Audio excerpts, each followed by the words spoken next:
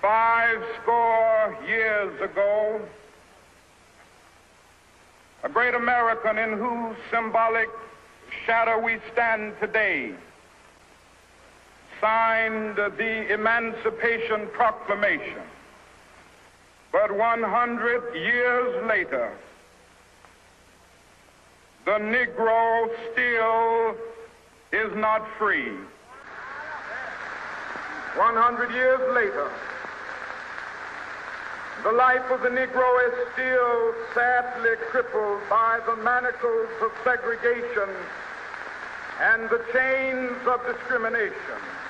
100 years later, the Negro lives on a lonely island of poverty in the midst of a vast ocean of material prosperity. 100 years later,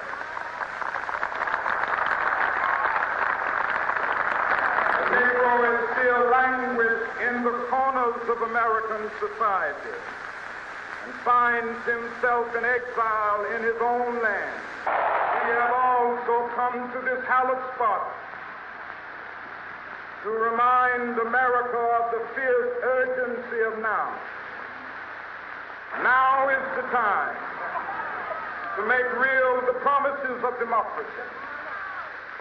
Now is the time to rise from the dark and desolate valley of segregation to the sunlit path of racial justice. Now is the time to lift our nation from the quicksands of racial injustice to the solid rock of brotherhood. Now is the time.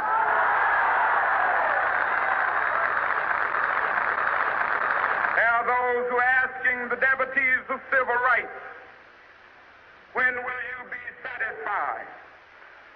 We can never be satisfied as long as the Negro is the victim of the unspeakable horrors of police brutality.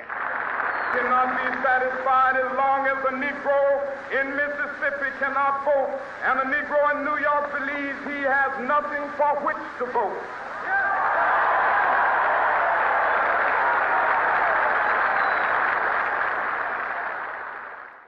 I speak tonight for the dignity of man and the destiny of democracy.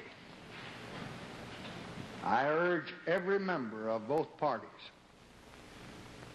Americans of all religions and of all colors, from every section of this country, to join me in that cause. At times, history and fate meet at a single time, in a single place, to shape a turning point in man's unending search for freedom. So it was at Lexington and Concord. So it was a century ago at Appomattox. So it was last week in Selma, Alabama. There, long-suffering men and women peacefully protested the denial of their rights as Americans. Many were brutally assaulted. There is no cause for pride in what has happened in Selma. There is no cause for self-satisfaction in the long denial of equal rights of millions of Americans. But there is cause for hope and for faith in our democracy and what is happening here tonight. Our mission is at once the oldest and the most basic of this country: to right wrong, to do justice, to serve man.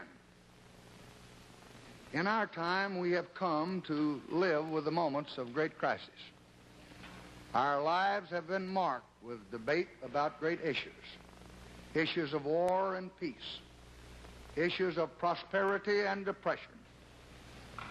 And should we defeat every enemy, and should we double our wealth and conquer the stars, and still be unequal to this issue, then we will have failed as a people and as a nation.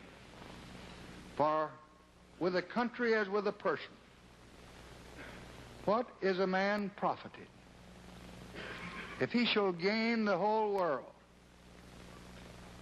and lose his own soul? There is no Negro problem. There is no Southern problem. There is no Northern problem. There is only an American problem.